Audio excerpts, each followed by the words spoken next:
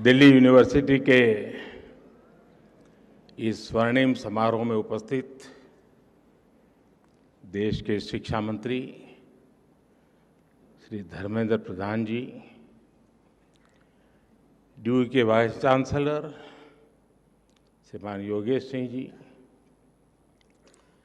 सभी प्रोफेसर, शिक्षकगण और सभी मेरा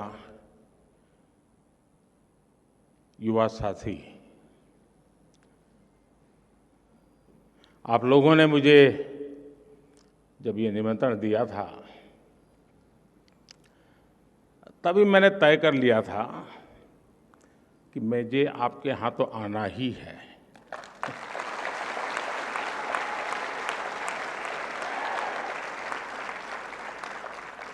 और यहाँ आना अपनों के बीच आने जैसा है।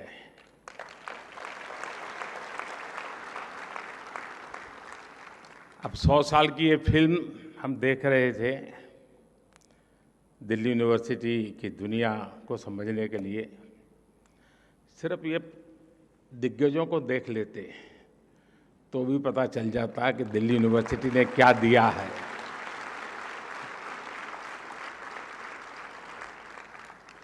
कुछ लोग मेरे सामने बैठे हैं जिनको मैं विद्यार्थी काल से जानता हूँ, लेकिन अब बहुत बड़े बड़े लोग बन गए हैं।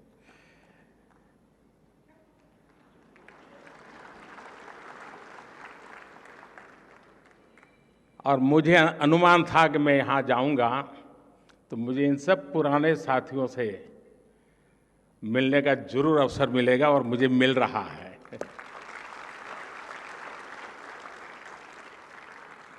साथियों, ड्यू का कोई भी स्टूडेंट हो, कॉलेज फेस्ट चाहे अपने कॉलेज में हो या दूसरे कॉलेज में, उसके लिए सबसे इम्पोर्टेंट यही होता है कि बस किसी तरह उस फेस्ट का हिस्सा बन जाएं। मेरे लिए भी ये ऐसा ही मौका है।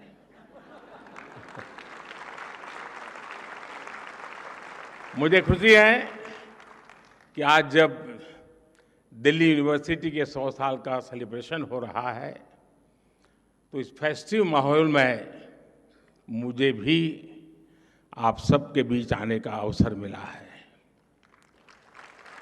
और साथियों, कैंपस में आने का आनंद भी तभी होता है जब आप कलीग के साथ आए।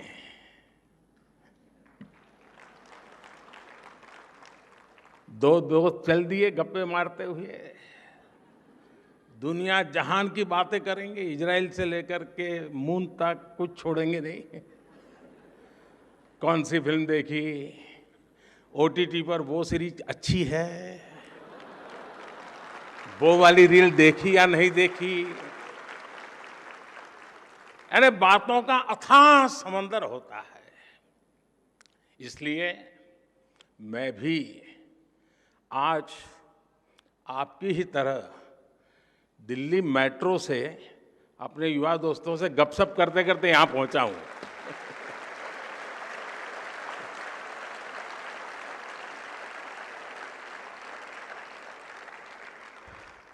उस बातचीत में कुछ किस्से भी पता चले और कई दिलचस्प जानकारियां भी मुझे मिली।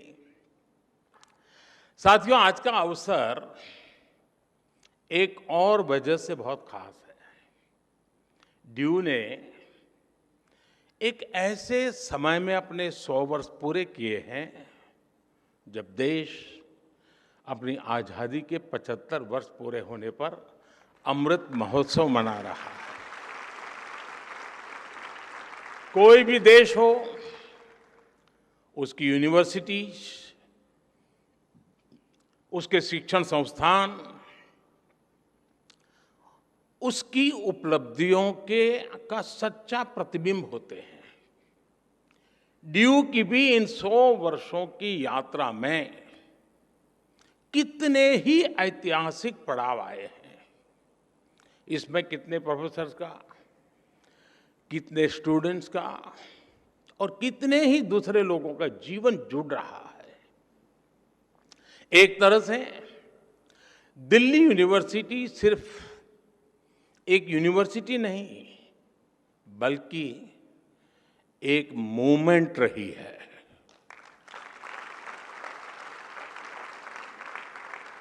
इस यूनिवर्सिटी ने हर मोमेंट को जिया है। इस यूनिवर्सिटी ने हर मोमेंट में जान भर दी है। मैं इस ऐतिहासिक अवसर पर यूनिवर्सिटी के सभी प्रोफेसर्स और स्टाफ को, सभी स्टूडेंट्स और एल्यूमनाई को हृदय से बहुत बहुत बधाई देता हूं। साथियों, आज इस आयोजन के जरिए यहां नए और पुराने स्टूडेंट्स भी साथ मिल रहे हैं। स्वाभाविक है, कुछ सदाबहार चर्चाएं भी होगी। नॉर्थ कैंपस के लोगों के लिए कमला नगर, हडसन लाइन और मुखर्जी नगर से जुड़ी यादें,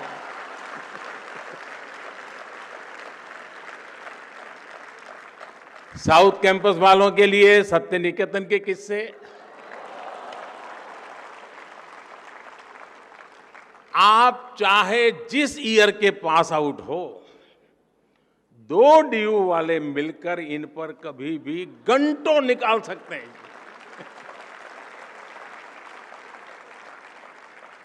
इस सब के बीच मैं मानता हूं, डीयू ने 100 सालों में अगर अपने एहसासों को जिंदा रखा है, तो अपने मूल्यों को भी जीवंत रखा है। निष्ठा धृति सत्यम, यूनिवर्सिटी का ये ध्येय वाक्य अपने हर एक स्टूडेंट के जीवन में गाइडिंग लैंप की तरह है। साथियों, हमारे यहां कहा जाता है, ज्ञान वानेन सुखवान, ज्ञान वानेव जीवति, ज्ञान वानेव बलवान, तस्मात् ज्ञान मयो भव। अर्थात जिसके पास ज्ञान है वही सुखी है, वही बलवान है, और वास्तव में वही जीता है जिसके पास ज्ञान है। इसलिए जब भारत के पास नालंदा जैसे विश्वविद्यालय थे, तब भारत सुख और समृद्धि के शिखर पर था। जब भारत के पास तक्षशिला जैसे संस्थान थे, तब भारत का विज्ञान विश्व को गाइड करता था।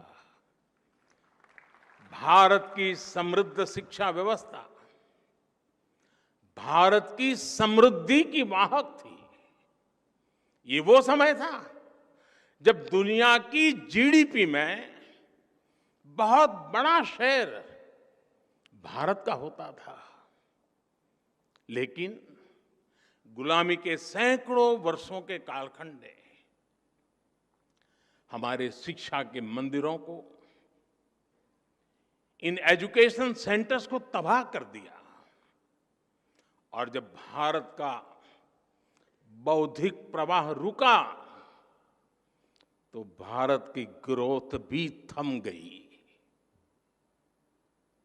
लंबी गुलामी के बाद देश आजाद हुआ।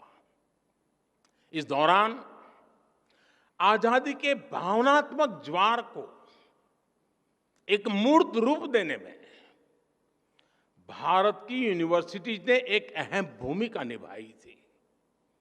इनके जरिए एक ऐसी युवा पीढ़ी खड़ी हुई जो उस समय के आधुनिक विश्व को ललकार सकती थी। दिल्ली यूनिवर्सिटी भी इस मूवमेंट का एक बड़ा सेंटर थी। डीयू के सभी स्टूडेंट्स, वो चाहे किसी भी कोर्स में हो, वो अपने संस्थान की इन जड़ों से जरूर परिचित होंगे।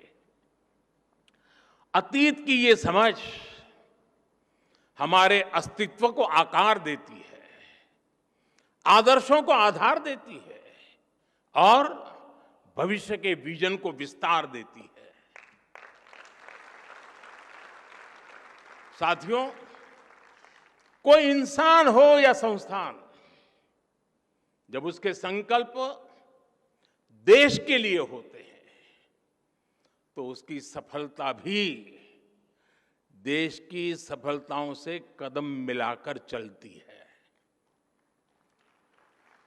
कभी डीयू में केवल 3 कॉलेज थे, आज 90 से ज्यादा कॉलेज है। कभी भारत की इकोनॉमी फ्रेजाइल के लिस्ट में थी, खस्ता हाल थी। आज भारत दुनिया की टॉप 5 इकोनॉमीज में शामिल हो चुका है।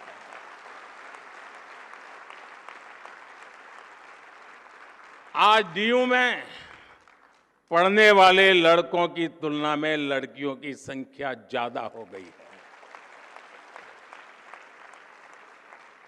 इसी तरह देश में भी जेंडर रेशियो में काफी सुधार आया है। यानी शिक्षण संस्थान की जड़ें जितनी गहरी होती हैं, देश की शाखाएं उतनी ही ऊंचाइयों को छूती है। और इसलिए भविष्य के लिए भी यूनिवर्सिटी और देश के संकल्पों में एक रूपता होनी चाहिए, इंटरकनेक्शन होना चाहिए। 25 साल बाद जब देश अपनी आजादी के 100 साल पूरे करेगा, तब दिल्ली यूनिवर्सिटी अपनी स्थापना के 125 वर्ष मनाएगी।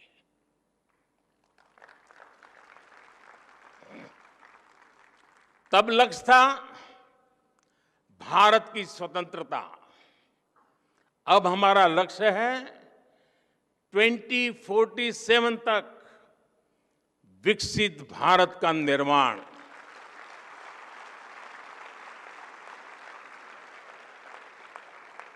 पिछली शताब्दी के तीसरे दशक ने, अगर पिछली शताब्दी के इतिहास की तरफ नजर करें तो पिछली शताब्दी के तीसरे दशक ने स्वतंत्रता संग्राम को नई गति दी थी। अब इस शताब्दी का ये तीसरा दशक भारत की विकास यात्रा को नई रफ्तार देगा।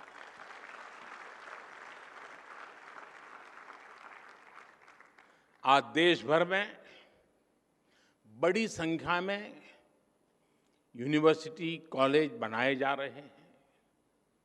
पिछले कुछ वर्षों में आईआईटी, आईआईएम, एनआईटी और एम्स जैसी संस्थाओं की संख्या में लगातार बढ़ोतरी हुई है। ये सभी इंस्टीट्यूट्स न्यू इंडिया के बिल्डिंग ब्लॉक्स बन रहे हैं। साथियों, शिक्षा सिर्फ सिखाने की प्रक्रिया नहीं है, बल्कि ये सीखने की भी प्रक्रिया है। लंबे समय तक शिक्षा का फोकस इसी बात पर रहा कि छात्रों को क्या पढ़ाया जाना चाहिए, लेकिन हमने फोकस इस बात पर भी शिफ्ट किया कि छात्र क्या सीखना चाहता है।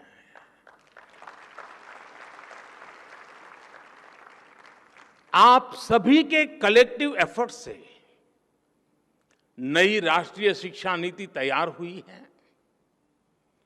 अब छात्रों को यह बड़ी सुविधा मिली है कि वो अपनी इच्छा से अपनी पसंद के विषयों का चुनाव कर सकते हैं।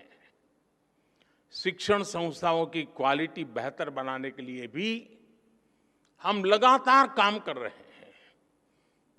इन इंस्टीट्यूट्स को कॉम्पिटिटिव बनाने के लिए हम नेशनल इंस्टीट्यूशनल रैंकिंग फ्रेमवर्क लेकर आए हैं।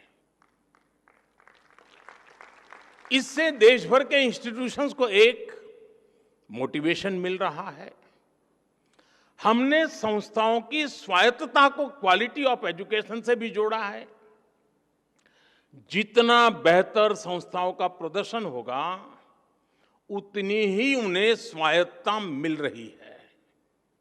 साथियों, शिक्षा की फ्यूचरिस्टिक नीतियां और निर्णयों का परिणाम है कि आज इंडियन यूनिवर्सिटी की ग्लोबल पहचान बढ़ रही है। 2014 में क्यूएस वर्ल्ड रैंकिंग में केवल 12 इंडियन यूनिवर्सिटीज होती थी। 2014 में 12 यूनिवर्सिटीज, लेकिन आज ये संख्या 45 हो गई है। हमारे एजुकेशन इंस्टीट्यूट्स दुनिया में अपनी अलग पहचान बना रहे हैं। हमारे संस्थान quality education, student faculty ratio और रेपुटेशन सब में तेजी से सुधार कर रही है। और साथियों, आप जानते हैं, इन सब के पीछे सबसे बड़ी गाइडिंग फोर्स कौन सी काम कर रही है?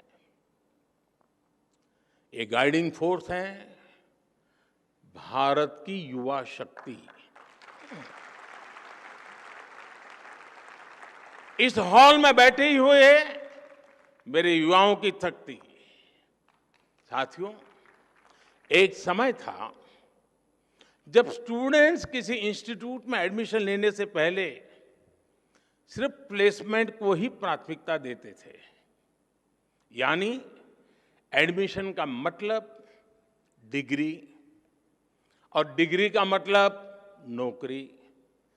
शिक्षा यहीं तक सीमित हो गई थी। लेकिन आज युवा जिंदगी को इसमें बांधना नहीं चाहता। वो कुछ नया करना चाहता है, अपनी लकीर खुद खींचना चाहता है। 2014 से पहले भारत में सिर्फ कुछ 100 स्टार्टअप्स थे। आज भारत में स्टार्टअप्स की संख्या 1 लाख को भी पार कर गई है। 2014-15 की तुलना में आज 40% से ज्यादा पेटेंट फाइल हो रहे हैं। जो पेटेंट जारी हो रहे हैं उनमें भी 5 गुना का इजाफा हुआ है। ग्लोबल इनोवेशन इंडेक्स, जिसमें भारत 18वें पायदान पर था 80 से की बात, वहां से बढ़कर के आज हम 46 पर पहुंच चुके हैं। वो स्थान हमने प्राप्त किया। अभी कुछ दिन पहले ही मैं अमेरिका की यात्रा से लौटा हूं। आप सबने देखा होगा आज भारत का सम्मान कितना बढ़ा है, गौरव कितना बढ़ा है। क्या कारण है? क्या कारण है आज भारत का इतना गौरव बढ़ा है? उत्तर वही है, क्योंकि भारत की क्षमता बढ़ी है, भारत के युवाओं पर विश्व का भरोसा बढ़ा है। इसी यात्रा में भारत और अमेरिका के बीच initiative on critical and emerging technology यानी आईसेट डील हुई है। इस एक समझौते से हमारे युवाओं के लिए धरती से लेकर स्पेस तक सेमीकंडक्टर से लेकर एआई तक तमाम फील्ड्स में नए अवसर पैदा होने वाले हैं। जो टेक्नोलॉजी पहले भारत की पहुंच से बाहर होती थी, अब हमारे युवाओं को उनकी एक्सेस मिलेगी, उनका स्किल डेवलपमेंट होगा। अमेरिका की माइक्रोन, गूगल तथा एप्लाइड मटेरियल्स जैसी कंपनियों ने भारत में बड़े निवेश का फैसला लिया है। और साथियों, ये आहट है कि भविष्य का भारत कैसा होने वाला है, आपके लिए कैसे कैसे अवसर दस्तक दे रहे हैं। साथियों, इंडस्ट्री 4.0 की क्रांति भी हमारे दरवाजे पर आ चुकी है। कल तक एआई और एआर वीआर के जो किस्से हम साइंस फिक्शन फिल्मों में देखते थे, वो अब आज हमारी रियल लाइफ का हिस्सा बन रहे हैं। ड्राइविंग से लेकर सर्जरी तक रोबोटिक्स अब न्यू नॉर्मल बन रहा है। ये सभी सेक्टर्स भारत की युवा पीढ़ी के लिए, हमारे स्टूडेंट्स के लिए नए रास्ते बना रहे हैं। बीते वर्षों में भारत ने अपने स्पेस सेक्टर को खोला है, भारत ने अपने डिफेंस सेक्टर को खोला है, भारत ने ड्रोन से जुड़ी नीतियों में बहुत बड़ा बदलाव किया है। इन सभी निर्णयों से देश के ज्यादा से ज्यादा युवाओं को आगे बढ़ने का मौका मिला है। साथियों, भारत की विकास यात्रा से हजारों युवाओं को, हमारे स्टूडेंट्स का कैसे लाभ हो रहा है, इसका एक और पक्ष है। आज दुनिया के लोग भारत को, भारत की पहचान को, भारत की संस्कृति को जानना चाह रहे हैं। कोरोना के समय दुनिया का हर देश अपनी जरूरतों के लिए परेशान था, लेकिन भारत अपनी जरूरतों को पूरा करने के साथ साथ दूसरे देशों की भी मदद कर रहा था। लिहाजा विश्व में एक क्यूरियोसिटी पैदा हुई कि आखिर भारत के वो कौन से संस्कार है जो संकट में भी सेवा का संकल्प पैदा करते हैं। भारत का बढ़ता सामर्थ्य हो, भारत की G20 प्रेसिडेंसी हो, ये सभी भारत के प्रति कौतूहल बढ़ा रहे हैं। इससे हमारे जो ह्यूमैनिटीज के स्टैंडर्ड्स हैं, स्टूडेंट्स हैं, उनके लिए अनेकों नए अवसर पैदा होने वाले हैं। योग जैसा हमारा विज्ञान, हमारी संस्कृति, हमारे फेस्टिवल, हमारा लिटरेचर, हमारी हिस्ट्री, हमारा हेरिटेज, हमारी विधाएं, हमारे व्यंजन आज हर किसी की चर्चा हो रही है। हर किसी के लिए नया आकर्षण पैदा हो रहा है। इसलिए उन भारतीय युवाओं की डिमांड भी बढ़ रही है जो विश्व को भारत के बारे में बता सके, हमारी चीजों को दुनिया तक पहुंचा सके।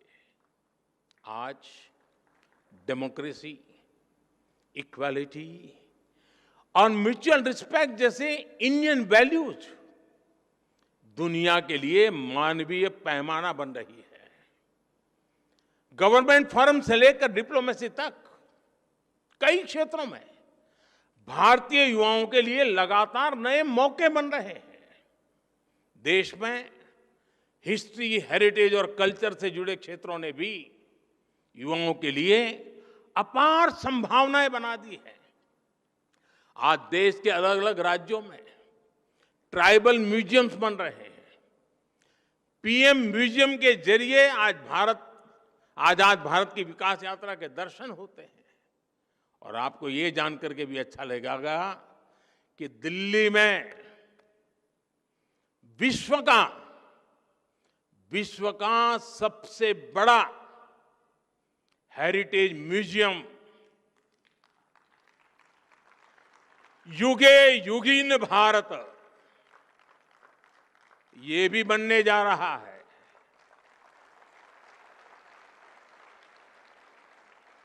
कला, संस्कृति और इतिहास से जुड़े युवाओं के लिए पहली बार पैशन को प्रोफेशन बनाने के इतने अवसर पैदा हो रहे हैं। इसी तरह आज दुनिया में भारतीय टीचर्स की अलग पहचान बनी है। मैं ग्लोबल लीडर से मिलता हूं, उनमें से कई अपने किसी न किसी इंडियन टीचर से जुड़े किस्से बताते हैं और बड़े गौरव से बताते हैं। भारतीय सॉफ्ट पावर इंडियन यूथ की सक्सेस स्टोरी बन सकती है। इस सब के लिए हमारी यूनिवर्सिटीज को, हमारे इंस्टीट्यूशंस को तैयार होना है, अपने माइंडसेट को तैयार करना है। हर यूनिवर्सिटी को अपने लिए एक रोड मैप बनाना होगा, अपने लक्ष्यों को तय करना होगा।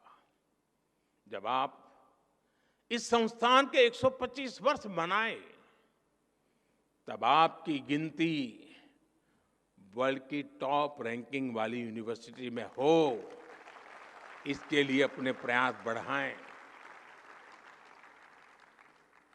फ्यूचर मेकिंग इनोवेशंस आपके यहां हो, दुनिया के बेस्ट आइडियाज और लीडर्स आपके यहां से निकले, इसके लिए आपको लगातार काम करना होगा। लेकिन इतने सारे बदलावों के बीच आप लोग पूरी तरह मत बदल जाइएगा। कुछ बातें वैसी ही छोड़ दीजिएगा भाई। नॉर्थ कैंपस में पटेल चेस की चाय, नूडल,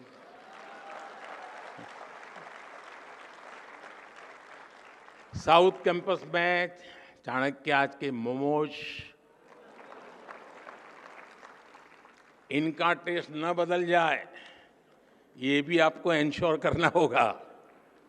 साथियों, जब हम अपने जीवन में कोई लक्ष्य तय करते हैं तो उसके लिए पहले हमें अपने मन मस्तिष्क को तैयार करना होता है। एक राष्ट्र के मन मस्तिष्क को तैयार करने की ये जिम्मेदारी उसके एजुकेशन इंस्टीट्यूट को निभानी होती है।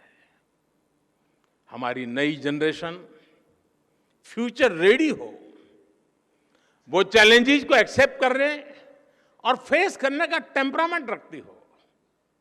ये शिक्षा संस्थान के विजन और मिशन से ही संभव होता है। मुझे विश्वास है दिल्ली यूनिवर्सिटी अपनी इस यात्रा को आगे बढ़ाते हुए इन संकल्पों को जरूर पूरा करेगी।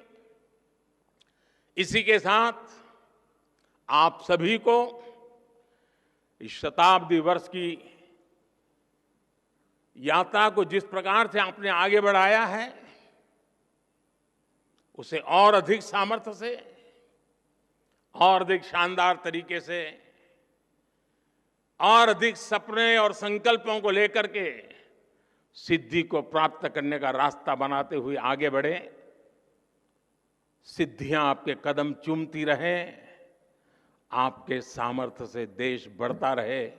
इसी कामना के साथ आप सबको बहुत बहुत शुभकामनाएं। धन्यवाद।